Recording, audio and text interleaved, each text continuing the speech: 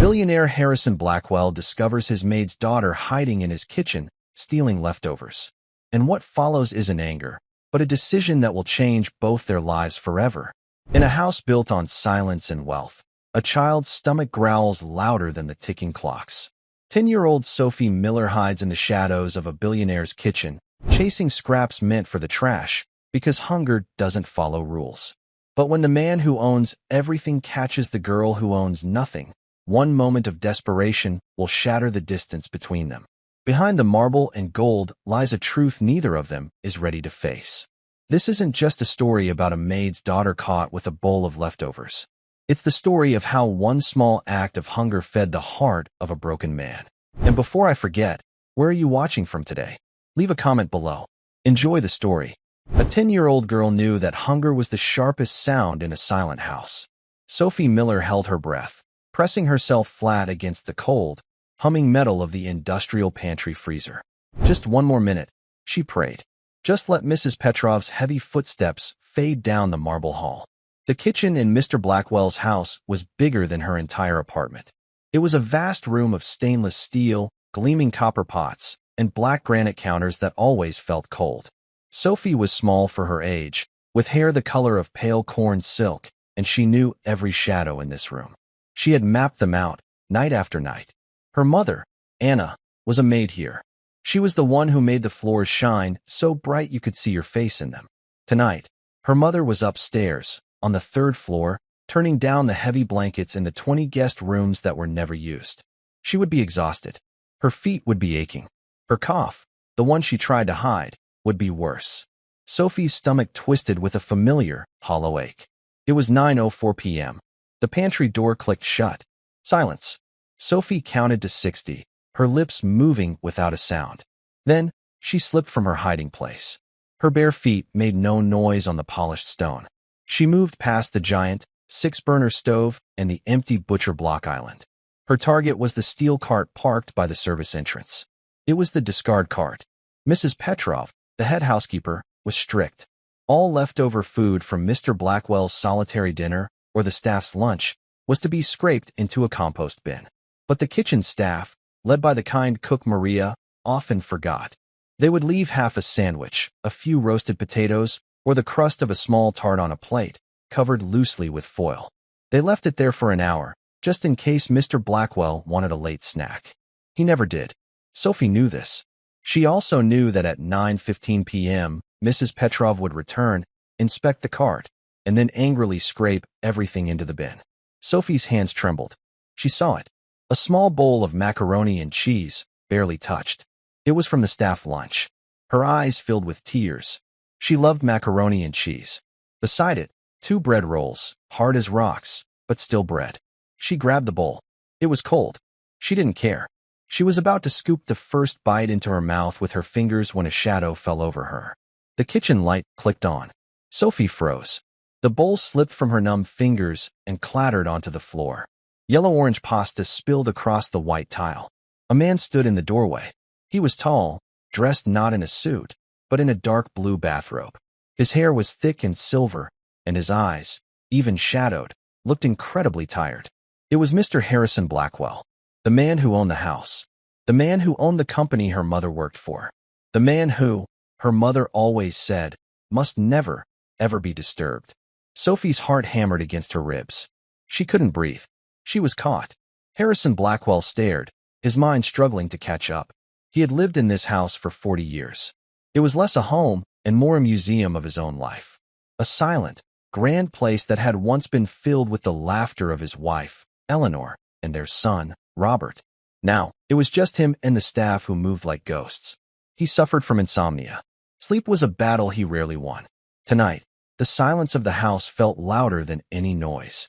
He had been in his study, a room lined with dark wood and books he no longer read. On his desk sat a framed photo of Eleanor. He missed her. He missed her with an ache that felt as hollow as the house itself. He had decided to do something he hadn't done in years. Go to the kitchen himself and make a cup of hot milk. He had walked down the curved staircase, his leather slippers silent on the plush carpet runner. He passed the grand ballroom, dark and empty. He passed the formal dining room, where the table was set for 12, as it was every day, though no one ever ate there. He reached the kitchen wing. He disliked this part of the house. It was Mrs. Petrov's domain. She was a stern woman, hired after Eleanor passed. She ran the house with ironclad efficiency. Harrison appreciated the efficiency. It meant he didn't have to think about it. He had pushed open the heavy kitchen door, expecting darkness. Instead, he saw a small shape, a child, hunched over the catering cart. A small, blonde girl. For a moment, he thought he was dreaming. Maybe it was a ghost. A memory of his granddaughter, who lived in California and rarely visited. Then the child dropped the bowl. The sound of porcelain on stone was sharp. It was real. The girl, he realized, was terrified. She was pressed against the steel cart, her eyes wide, staring at the spilled food. She looked like a cornered animal. "You?" Harrison started. His voice was rough from disuse. "What are you doing?" Sophie couldn't speak. Her mind was screaming. "Run. Hide. Say sorry. Don't cry. Mama will be fired. We'll lose the apartment. We'll have no money for the medicine." She did the only thing she could. She dropped to her knees and began frantically, trying to scoop the spilled macaroni back into the broken bowl with her bare hands. "I'm sorry," she whispered. The words tore from her throat. "I'll clean it. I'll clean it right now. Please. Please don't tell Mrs. Petrov. Please, sir." Harrison watched her. He wasn't disgusted. He was confused. The girl was shaking. Her small hands were red and smeared with cheese sauce. She wasn't looking at him. She was looking at the mess, her small back heaving with silent sobs. He noticed her clothes. They were clean, but worn. Her pink sneakers had holes in the toes. She was not his granddaughter. His granddaughter had rooms full of toys and ponies. This child was thin. "Stop," he said. His voice was softer this time, but it still held the authority of a man used to being obeyed. Sophie froze, her hands full of cold pasta. "Who are you?" Harrison asked. She looked up, her face streaked with tears and a tiny bit of sauce. I'm Sophie, sir. Sophie Miller." "Miller?" Harrison searched his memory. Anna Miller's daughter? Anna, the quiet maid. The one with the sad eyes who always polished the silver in the library. He had seen her, of course. He nodded to her. She was diligent. Mrs. Petrov had praised her work, which was rare. But he had never known she had a child. Where was she? "Yes, sir," Sophie whispered. "Where is your mother?" "She's working," Sophie said immediately. "Upstairs. She's working very hard. She told me to stay in the staff lounge. She said to be quiet and not touch anything." "The staff lounge is on the other side of the basement," Harrison said. His mind was sharp. "You are not in the staff lounge." Sophie flinched. I was hungry." The words hung in the air. Simple. Awful. Hungry. Harrison Blackwell had negotiated billion-dollar mergers. He had faced down hostile boards. He had buried his wife. He had never, in his entire 68 years, had a child stand in his own kitchen and tell him she was hungry. "I see," he said slowly. He looked at the discarded bread rolls on the cart. He looked at the broken bowl. "This is what you were eating?" The scraps. It was going to be thrown away," Sophie said, desperate for him to understand. "Mrs. Petrov throws it all away at 9:15. I wasn't stealing. I was just waiting for the garbage. Please, Mr. Blackwell. My mama. She needs this job. She's sick. Sophie clamped her mouth shut. She had said too much. Her mother's first rule: never, ever talk about our problems. We are fine. We are grateful. She's sick." Harrison pressed, his curiosity now a sharp, painful thing. But Sophie was silent. She had retreated back into herself. She was just a small, terrified statue, kneeling in a puddle of cold food. Before Harrison could speak again, a new voice cut through the kitchen. "What is the meaning of this?" Mrs. Petrov stood in the other doorway, the one leading from the main hall. She was a tall, severe woman in a crisp black uniform. Her gray hair was pulled into a bun so tight it seemed to pull her eyes wider. She was holding a large, black trash bag. She had come to clear the cart. Her eyes took in the scene in an instant. Mr. Blackwell, in his robe, looking disturbed. The girl on her knees. The spilled food. Her face, normally pale, turned a dark, blotchy red. "You," she snapped, pointing a long finger at Sophie. "I knew it." Sophie scrambled to her feet and backed away, pressing herself against the refrigerator. "Mrs. Petrov," Harrison said, his voice a low rumble. "Mr. Blackwell, I am so sorry you had to see this," the housekeeper said, her voice shaking with rage. I have suspected for weeks that food was going missing. I thought it was one of the night porters. But it was her. She advanced on Sophie. You filthy little thief. Stealing from the hand that feeds your mother. I will have you both out of here tonight. I will call the police. Mrs. Petrov, that is enough, Harrison said. Sir, she has broken rules. She is trespassing in the main kitchen. She is stealing your food. She is a child, Harrison said. The words were flat. Cold. She is a thief, Mrs. Petrov countered. Her mother, Anna, bringing her here, letting her run wild. It is a disgrace. I will fetch Anna now. She can pack her things. You will do no such thing, Harrison commanded. Mrs. Petrov stopped. She had never heard Mr. Blackwell use that tone. Not with her. She turned, her mouth open. Sir, I am speaking with the girl, Harrison said. Go back to your office. But, Mr. Blackwell, the mess. The rules. The mess can be cleaned, Harrison said, his eyes never leaving Sophie's pale, terrified face. The rules can wait. Go. Now. Mrs. Petrov looked as if she had been slapped. Her face went pale again. She clutched the trash bag to her chest. She gave Sophie one last look, a look of pure poison. Then, without another word, she turned and marched out of the kitchen. Her rigid back was an insult. The kitchen was silent again, save for the hum of the freezer. Harrison let out a long breath. He looked at Sophie, who was still trembling. He looked at the mess on the floor. Well, he said, his voice sounding strange in the huge room. I suppose we should clean this up. He walked over to the industrial sink, pulled a clean cloth from a hook, and wet it.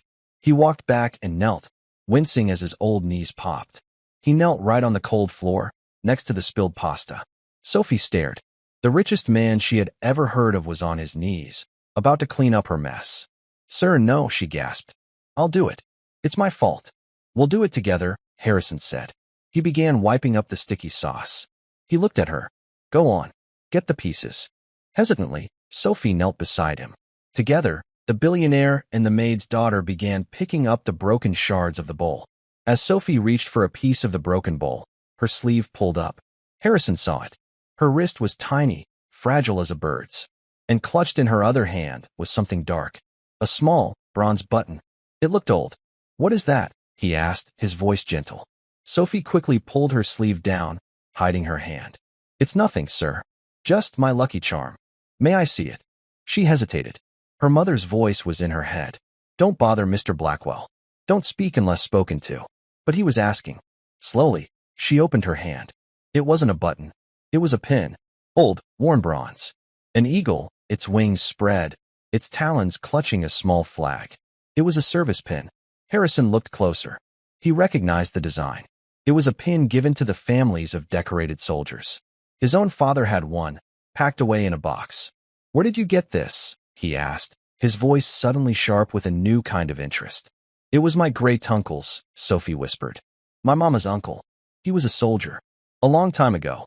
A soldier, Harrison repeated, looking at the small, fierce-looking pin, and then at the small, hungry girl.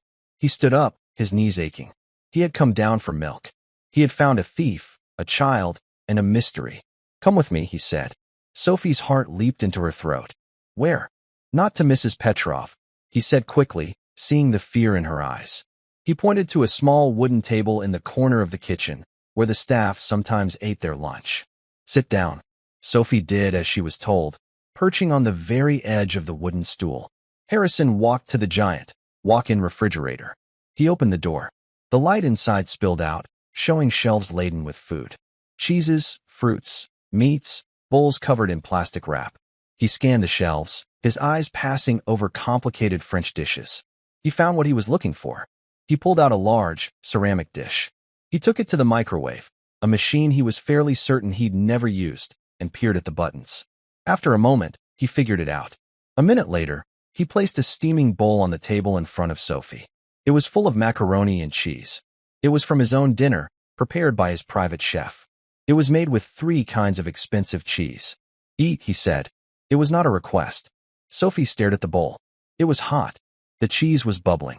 She looked up at him, her eyes wide with disbelief. Sir, you're hungry. Eat. Harrison repeated. He grabbed one of the hard bread rolls from the discard cart. And this. He took a small tub of butter from the fridge and a knife. Put some butter on it. Slowly, as if she were afraid it was a trap, Sophie picked up the spoon. She took a small bite. It was hot. It was the best thing she had ever tasted. Her hunger, which had been a cold, sharp ache, suddenly roared to life. She took another bite, faster this time. Harrison watched her eat. She ate quickly, desperately, but with a strange, ingrained politeness. She didn't make a sound. She didn't spill a drop. She finished the entire bowl in less than 3 minutes. Then she ate the bread roll, crumbs falling onto her lap. When she was done, she looked up at him, her face flushed. "Thank you," she whispered. "You're welcome," Harrison said. He sat down in the chair opposite her. The small table felt like an island in the vast, silent kitchen. "Now," he said, leaning forward, "you're going to tell me everything. You're going to tell me why Anna Miller's daughter is hiding in my kitchen, eating garbage. And you're going to tell me about your mother. The truth. All of it." Sophie stared at the empty bowl. The food had warmed her from the inside out. The fear was still there, a cold knot in her stomach, but it wasn't as sharp. Mr. Blackwell's eyes were not angry like Mrs. Petrov's. They were heavy, like the big, important books in his study. "If I tell you," she whispered, "will you still fire my mama?" Harrison considered this. He was a businessman. He did not make promises he couldn't keep. "I cannot decide that until I know what is happening," he said, his voice firm but not unkind. "But I do not like firing good employees. Your mother is a good employee." Sophie took a shaky breath. It was the most hope she'd felt in months. "Mama is sick, sir," she began, her voice barely audible. "She tries to hide it, but she coughs all the time. At night, in our apartment, it's bad. She gets so tired, she falls asleep on the bus. Sometimes she falls asleep making dinner." "What is wrong with her?" Harrison asked. "It's her lungs," Sophie said. "From the smoke. Our old apartment building. It had a fire. A long time ago, before we came here. She got everyone out on our floor. She ran back in for Mrs. Gable's cat. She breathed in a lot of smoke." Sophie twisted her hands in her lap. "The doctor said her lungs are scarred. They don't work right. And now there's something else. A new sickness. They call it fibrosis." Harrison nodded slowly. He knew the term. It was serious. It was expensive. "She has medicine," Sophie continued, her voice gaining a little speed. "Pink pills and a blue puffer. But the doctor said she needs a treatment. A special kind. He said it costs more than a car. More than our whole apartment." She looked up, her blue eyes desperate. "We don't have that money, sir. We have no money. Mama gives all her paycheck to the hospital. But they keep sending letters. Red letters. They say they will stop the medicine if she doesn't pay. So the food," Harrison said, gesturing to the cart. We eat a lot of oatmeal," Sophie said, dropping her gaze. "And bread. Mama, she skips dinner. She says she ate at work. But I know she didn't. I hear her stomach growling at night when she thinks I'm asleep." Her shame returned, hot and sharp. "I just wanted her to have my dinner. We had one hot dog left. I told her I wasn't hungry. But then I came here, and I could smell the kitchen. I just wanted one bite. I'm sorry. I'm so sorry." "You have nothing to be sorry for," Harrison said. His voice was gravel. He felt an old, unfamiliar anger rising in him. It was not directed at the child. It was directed at the red letters. At the world. He looked at the small, clenched fist in her lap. "Your great-uncle," he said, changing the subject. "The pin." Sophie's face changed. The fear and shame receded, replaced by a tiny spark of pride. She opened her hand and looked at the bronze pin. "This was Great-Uncle Michael," she said. "Mama's Uncle Mike. He was a hero. Tell me. He was in the big war. The one in the black and white pictures. Mama said he was very brave. He was a paratrooper. He jumped out of airplanes. He went to a place called Normandy." Harrison's breath caught. Normandy. He had read about it. He had funded memorials for it. "He saved his whole team," Sophie said, reciting the story she knew by heart. "They were trapped. The enemy was in a big house, and my great-uncle, he did something. He made a distraction." "A distraction?" "He ran out. He made them all look at him, so his friends could get away. He was hit," Harrison finished for her. Sophie nodded, her eyes bright with unshed tears. "Yes, he was hurt bad, but he kept going. They saved everyone. But he didn't come home." She touched the pin. "They sent this to my great-grandma. She gave it to Mama. And Mama gave it to me. She said, "This is who we are, Sophie. We are not people who run. We are people who help." She said to hold it when I was scared, to remember Uncle Mike. Harrison stared at the pin. He stared at the girl. A paratrooper. A hero who gave his life to save his team. And this was his legacy. A 10-year-old girl, hiding in a pantry, starving. So her mother, a woman who ran into a burning building for a cat, could pay for medicine. The silence in the kitchen stretched. It was no longer an empty silence. It was full of the girl's story. "Mr. Blackwell?" A sharp voice broke the quiet. Anna Miller stood in the doorway. She was pale, her light brown hair pulled back in a messy ponytail. Her maid's uniform was rumpled, and her eyes were wide with terror. "Mr. Blackwell, sir?" I, Mrs. Petrov. She just told me," she said. Anna's eyes darted from the billionaire to her daughter. She saw the empty, expensive-looking bowl on the table. She saw the breadcrumbs. She saw Sophie, who looked both terrified and, strangely, not hungry. Her face crumpled. "Oh, Sophie, what did you do?" "Anna," Harrison said, standing up. He was a tall man, and he seemed to fill the room. "Sir, I am so sorry." Anna rushed, her words tumbling over each other. "She knows the rules. She knows she is to stay in the lounge. I had to wax the floors in the East Wing, and I was so tired. I told her to read her book. Sir, please, don't fire me. Please. I will pay for whatever she ate. I'll work for free. Anna." Harrison's voice was a command. She stopped. Tears were streaming down her face. "Sophie has been explaining the situation to me," Harrison said. Anna's face went white. "What situation? The money? The sickness?" "Sir, I don't know what she told you. She's just a child. She makes up stories." "She told me about your apartment fire," Harrison said. Anna's mouth clicked shut. "She told me about your lungs. And the red letters from the hospital." Anna Miller looked as if she were about to faint. She grabbed the doorframe to steady herself. "Sir, that is my business. It is not. I would never. It is not your concern." Her voice was a mixture of desperation and a fierce, wounded pride. "You work for me," Harrison said. "You work in my home. Your daughter is hiding in my pantry because she is hungry. I believe that makes it my concern." Anna didn't know what to say. She was trapped. Exposed. "Mama," Sophie said, sliding off the stool. She ran to her mother and buried her face in her apron. "I'm sorry, Mama. I was so hungry. And I told him about Uncle Mike." "Oh, Sophie," Anna whispered, her hand stroking her daughter's blonde hair. She looked at Harrison, her eyes pleading. "Please, sir. She's a good girl. I'm a good worker. I'll do anything." Harrison looked at the two of them.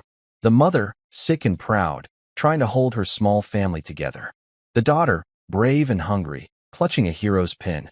He had built an empire on calculated decisions, on numbers and projections, on profit and loss. This was not a business decision. "Anna," he said, "first, you are not fired." Anna sagged against the door, a sob of pure relief escaping her. "Thank you, sir. Thank you." "Second," Harrison continued, "Sophie will not be eating leftovers again." He walked to the main kitchen phone, the one mounted on the wall. It was an internal line. He picked it up and dialed a 4-digit number. Anna and Sophie watched, confused.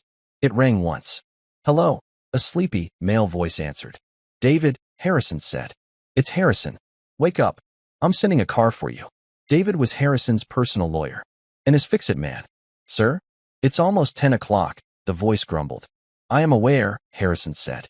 "I am in my kitchen with an employee and her daughter. Her daughter, by the way, is a relative of a Normandy paratrooper, and her mother is being harassed by a hospital." There was a pause on the other end. "Harassed, sir?" Red letters. "Denying treatment. The usual. I want you to find out which hospital. I want you to call them. I don't care what time it is. I want you to handle it." "Handle it, sir?"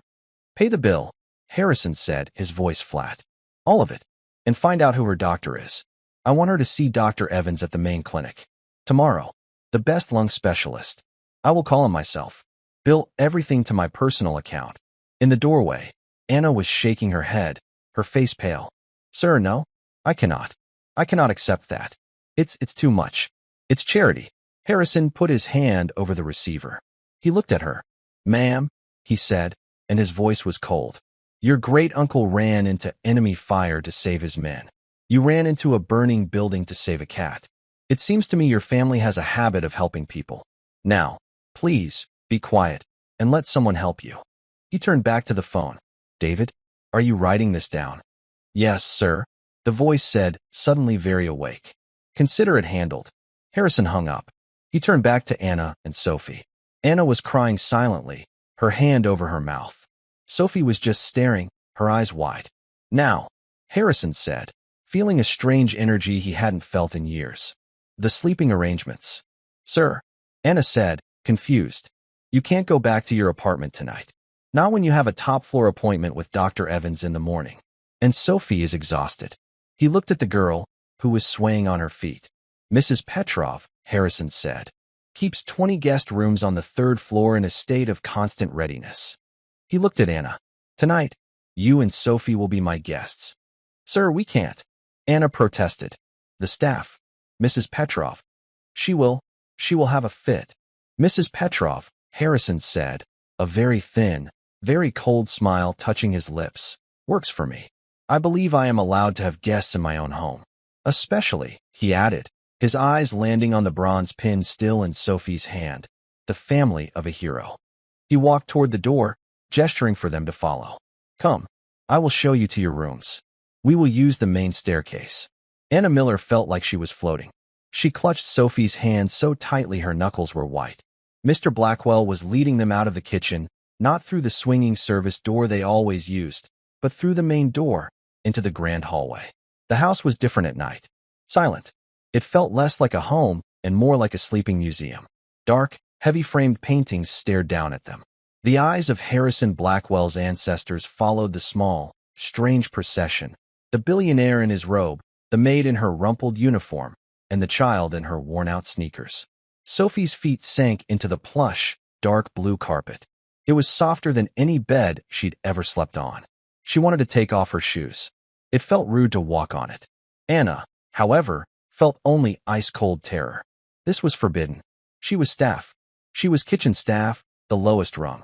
She was not allowed in the main halls unless she was cleaning. She was certainly not allowed on the main staircase. Mr. Blackwell headed straight for it. The staircase was a massive, curving sculpture of dark cherry wood. It swept upward into the shadows of the 2nd floor. "Sir," Anna whispered, her voice hoarse. She tugged slightly on his robe. We can use the back stairs. The staff stairs. It is better." Harrison stopped. He looked back at her. His face was unreadable in the dim light of the hall. "The staff stairs are for staff, Anna," he said simply. "Tonight, you are guests." He turned and continued climbing. Anna's heart hammered. Each step on the carpeted stair was a betrayal of the rules. Mrs. Petrov's rules. The rules that kept her employed. She could hear the housekeeper's voice in her head. "You are not family. You are help. Remember your place." She pulled Sophie closer.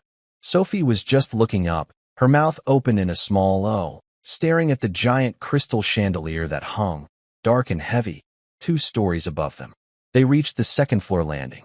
The hallway stretched before them, lined with closed doors. Harrison's rooms were in the west wing. The guest rooms were in the east wing. As they turned toward the east wing, a figure emerged from the shadows. It was Mrs. Petrov. She stood like a statue, her hands clasped in front of her. She was no longer red-faced and angry. She was pale, cold, and controlled. Her eyes were not on Mr. Blackwell. They were on Anna. It was a look of such pure, icy contempt that Anna flinched. "Mr. Blackwell," Mrs. Petrov said, her voice quiet but sharp as a needle. "It is very late. I was just doing my final rounds." "As was I, Mrs. Petrov," Harrison said. His voice was casual. "Thank you. You may go to bed." The housekeeper did not move. Her eyes slid to Sophie, who was hiding behind Anna's legs. "What are you doing, sir? With them?" The word "them" hung in the air, filled with disgust. "I am showing my guests to their room," Harrison said. He gestured down the hall. "The blue room, I think. It has a good view of the gardens." Mrs. Petrov's mask of control finally cracked. A small, disbelieving hiss of air escaped her. "Guests?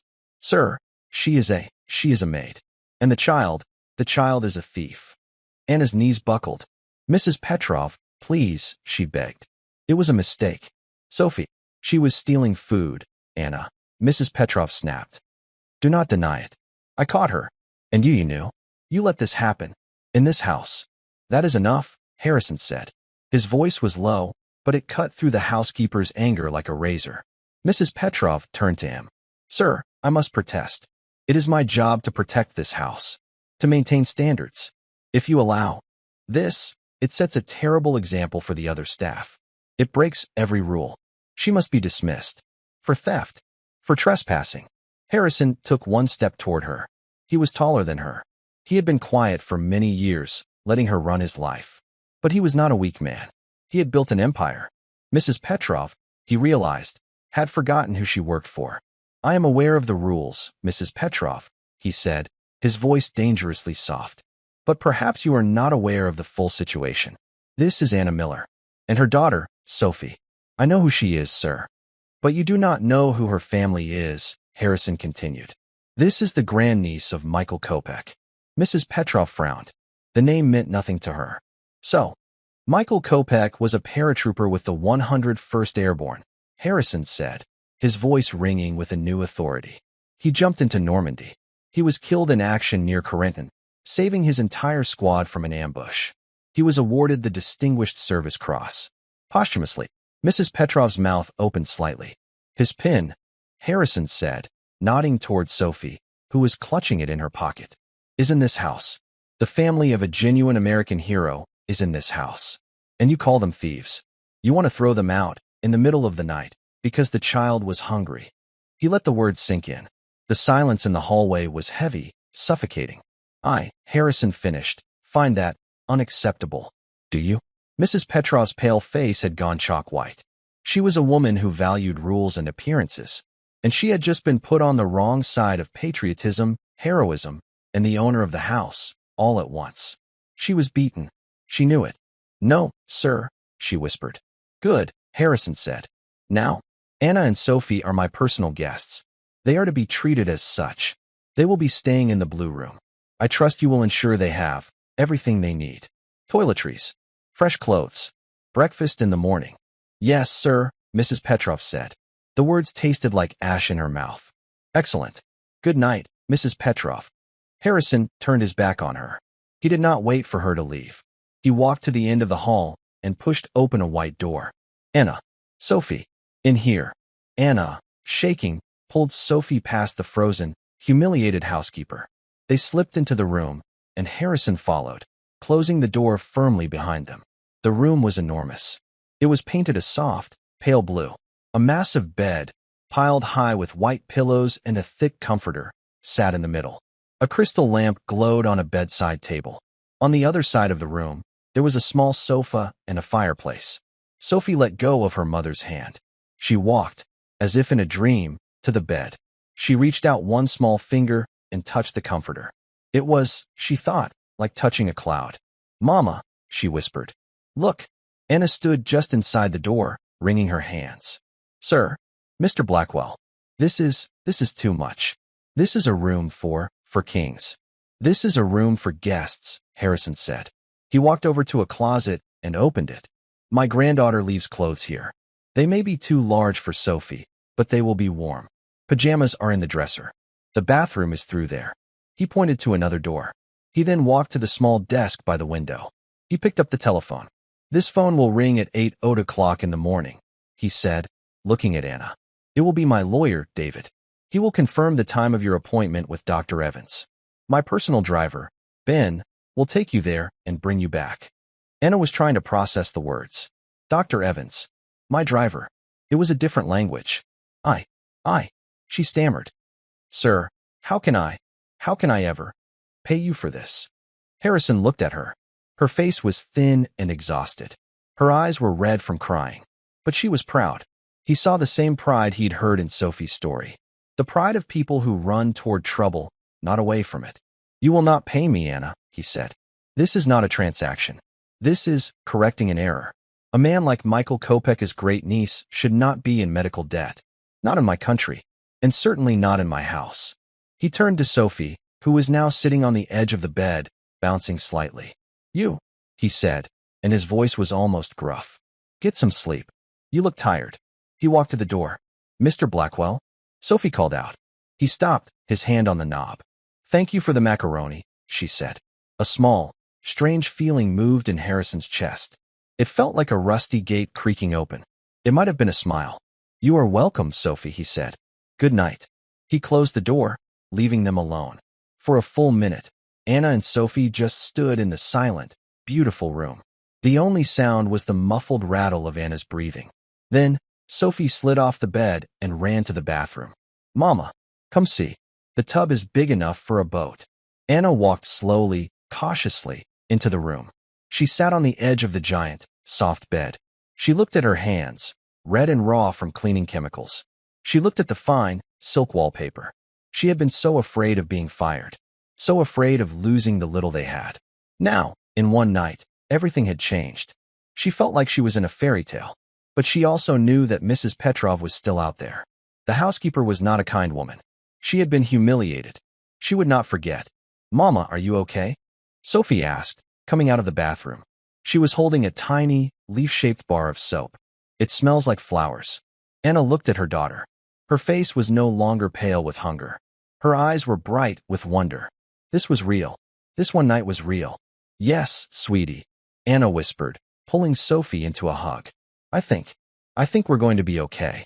She found the pajamas in the dresser. They were soft, flannel pajamas with small, pink roses on them. They were far too big for Sophie, but she put them on, rolling up the sleeves and pant legs.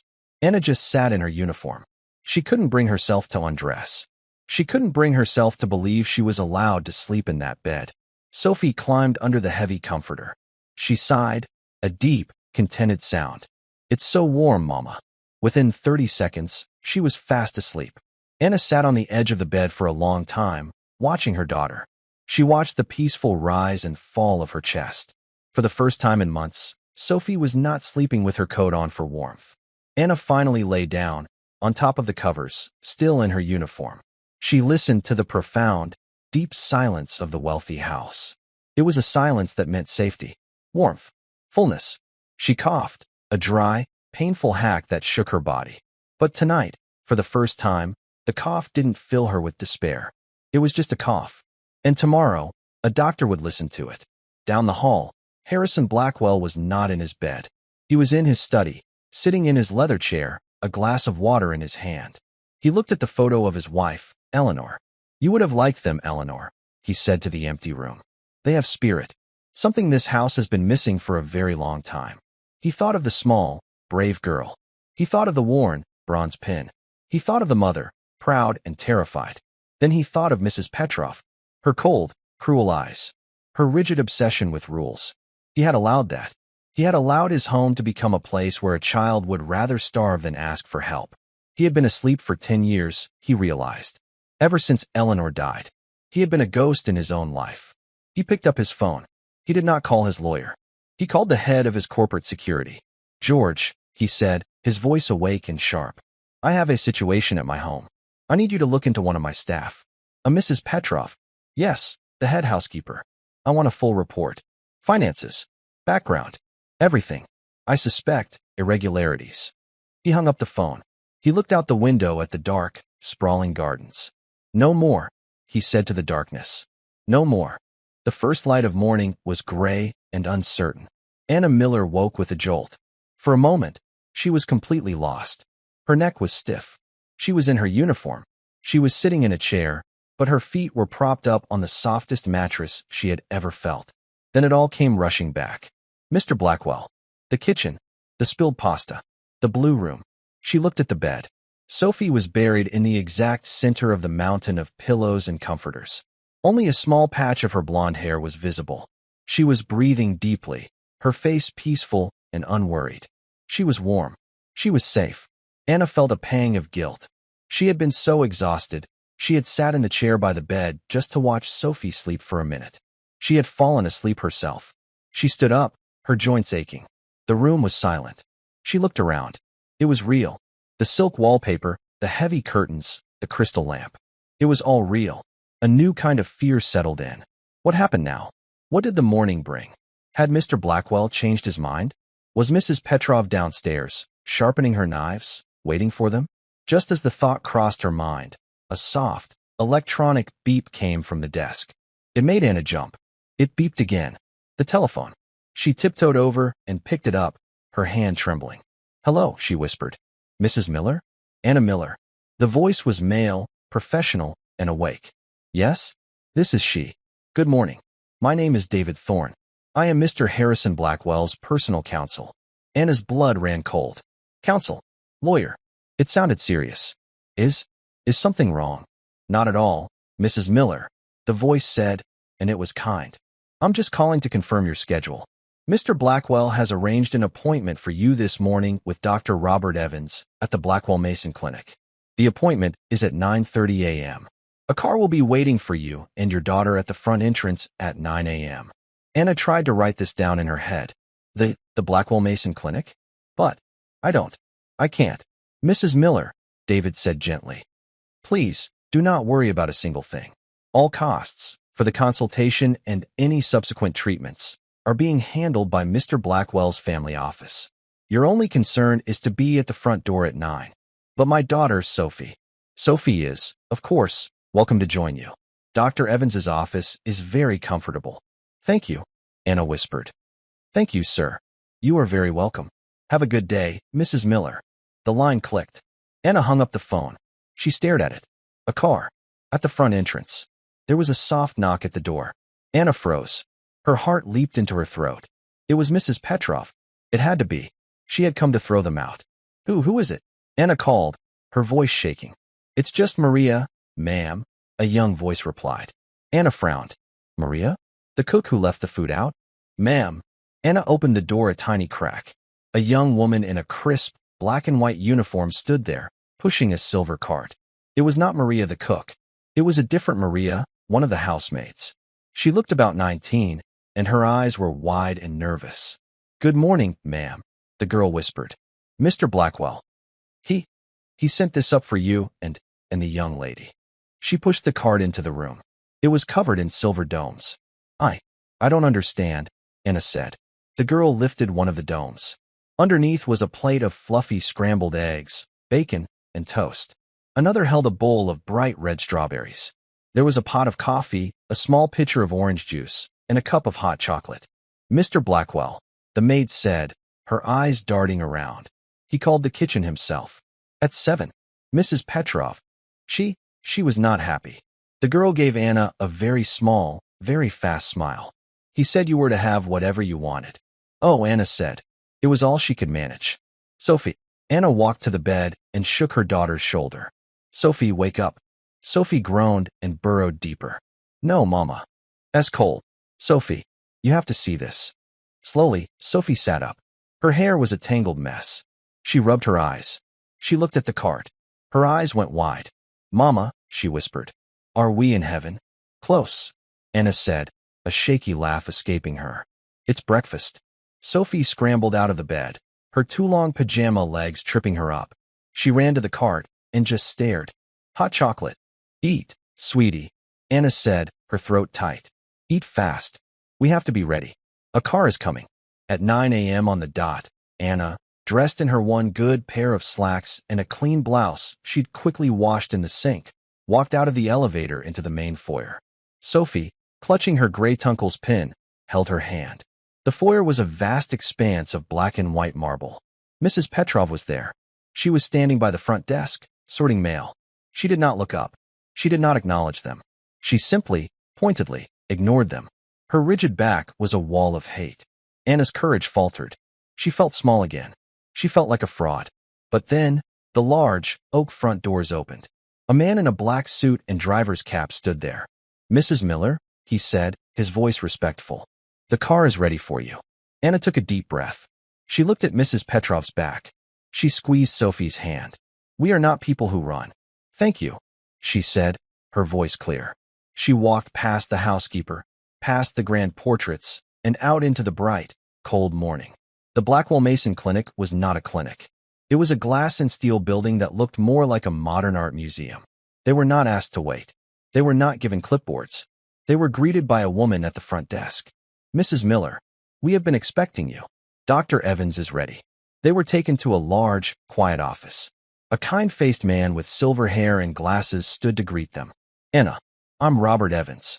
It's a pleasure to meet you. He shook her hand. And then, to Anna's shock, Mr. Blackwell was there. He was sitting in a chair in the corner, dressed in a sharp, dark gray suit. He had not just sent them. He had come. Sir, Anna stammered. You are here. Of course, Harrison said, as if it were the most normal thing in the world. I wanted to hear what Robert had to say. This is my daughter, Sophie, he added, as if introducing a visiting relative. Sophie, who had been hiding behind Anna, gave a small wave. For the next hour, Anna was examined.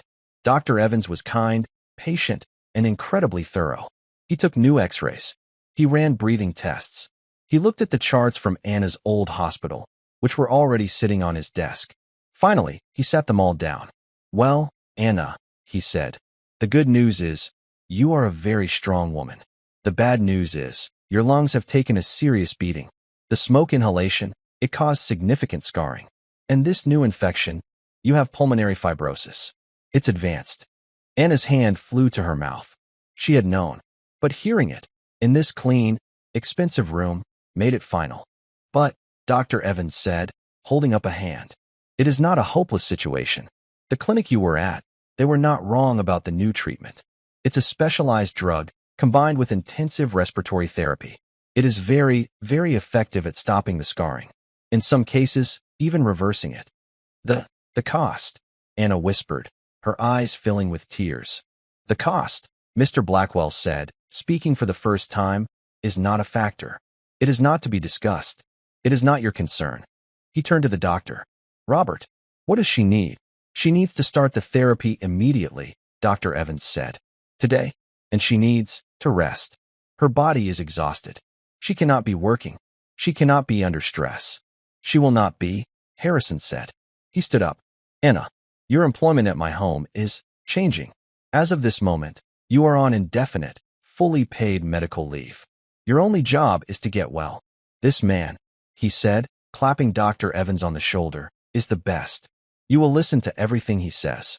Is that understood? Anna looked from the doctor to the billionaire. She was overwhelmed. A year of terror, of red letters, of skipping meals, it was all collapsing. She couldn't speak.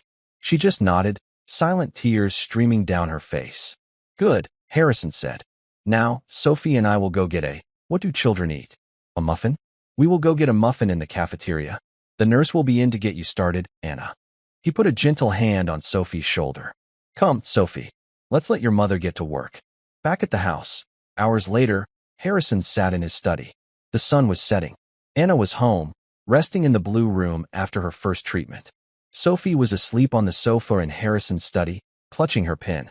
There was a knock. Come in. His head of security, George, entered. He was a tall, no-nonsense man. He held a thin, blue folder. You were right to ask, sir, George said, his voice low. I've only been digging for a few hours. This is just the start. But it's bad.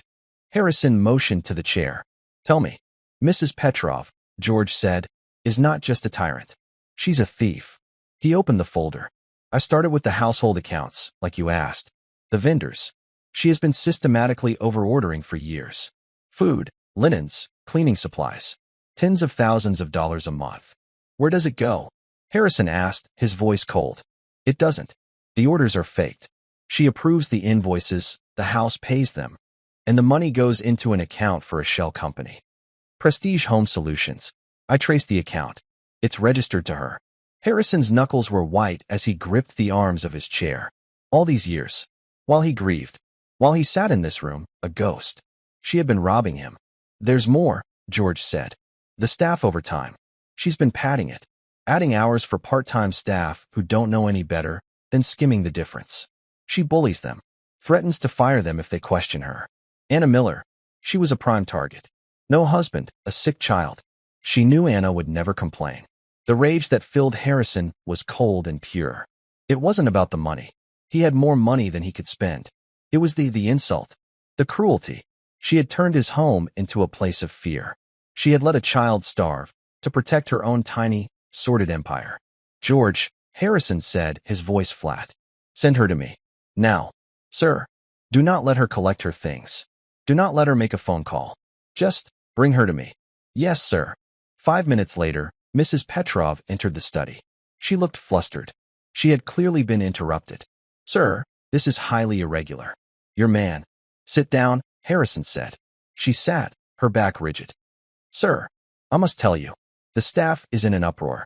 Your decision to house the Millers, it is causing chaos. Maria, the new maid, is talking about breakfast trays. It is a complete breakdown of the account for Prestige Home Solutions, Harrison said. Mrs. Petrov's words stopped. Her mouth hung open. All the blood drained from her face. I don't know what you mean, sir. Harrison slid the folder across the desk. It's all in there, Mrs. Petrov. The fake invoices. The shell company. The padded overtime. The theft. The housekeeper looked at the folder as if it were a snake. She began to tremble. Sir, it's a misunderstanding, she stammered, her voice high and thin. The cost of living, you have so much. I have given you 10 years of my life. I ran this house. You ran it into the ground, Harrison said, his voice a low growl. You built a tiny, pathetic kingdom on theft, and you ruled it with fear. You bullied a sick woman. You allowed a 10-year-old child to eat from a garbage cart. He stood up, towering over her. You are lucky I am not calling the police. You are lucky that I just want you gone. He pointed to a set of papers on his desk. This is a confession and a repayment agreement. You will sign it. Every penny you stole will be paid back from your bank accounts and your pension. George will then escort you to your car. You will take your purse. Nothing else. The rest of your things will be burned. Sir, please, she begged, tears of panic in her eyes. My reputation. Where will I go? Get out. The roar echoed in the study. Sophie stirred on the sofa, but didn't wake. Mrs. Petrov, broken, snatched the papers and a pen. She signed, her hand shaking. George stepped forward, took her arm, and pulled her from the chair. Wait, Harrison said. They stopped. You will give Anna Miller, Harrison said, a full, written apology. And you will apologize to the rest of the staff. George will watch you write it. Yes, sir, she whimpered. He watched her get dragged out. He sat down. The house was finally, truly, silent. 1 month later, the house was different. The heavy drapes were pulled back, letting in the winter light. There were flowers in the vases. The staff, all given a raise and a bonus, moved with a new lightness. Anna Miller, her lungs clear, her face full, walked the halls. She held a clipboard. She was the new head of household. Harrison had been blunt. I don't need a jailer, Anna. I need a host. I need someone who knows what kindness is. The accountants will teach you the books. You will teach this house how to be a home again. She had been terrified, but she had agreed. She found Harrison on the back terrace, reading the newspaper. Sophie was there, too. She was sitting on the stone ground, her tongue stuck out in concentration, polishing her great-uncle's bronze pin. Mr. Blackwell? Anna said. Harrison, he corrected her. He had insisted. Harrison, she said, smiling. The new curtains have arrived for the East Wing, and the chef wants to know if you and Sophie will be joining him for dinner. We would be delighted, Harrison said. Sophie ran up, holding the pin. It gleamed in the light. Look, it's all shiny, like new. Harrison took the pin. He looked at the eagle, wings spread. He looked at the small, brave girl who had been so hungry. He looked at her mother, who was no longer sick and afraid. Your great-uncle, Harrison said, his voice thick, would be so proud of you, Sophie. Mama says I'm brave like him, Sophie said. You are, Harrison said, handing the pin back. He looked at Anna, and then at the house that was finally coming back to life. You both are. You saved us. Sophie beamed, then ran off to chase a squirrel. Anna sat on the bench next to Harrison. They watched the little girl run, her blonde hair flying. The sound of her laughter was the loudest thing in the garden. And for the first time in a very long time, it felt exactly right. And that's where we'll end the story for now. Whenever I share one of these, I hope it gives you a chance to step out of the everyday and just drift for a bit. I'd love to know what you were doing while listening. Maybe relaxing after work, on a late-night drive, or just winding down. Drop a line in the comments. I really do read them all. And if you want to make sure we cross paths again, hitting like and subscribing makes a huge difference. We are always trying to improve our stories, so feel free to also drop your feedback in the comment section below. Thanks for spending this time with me.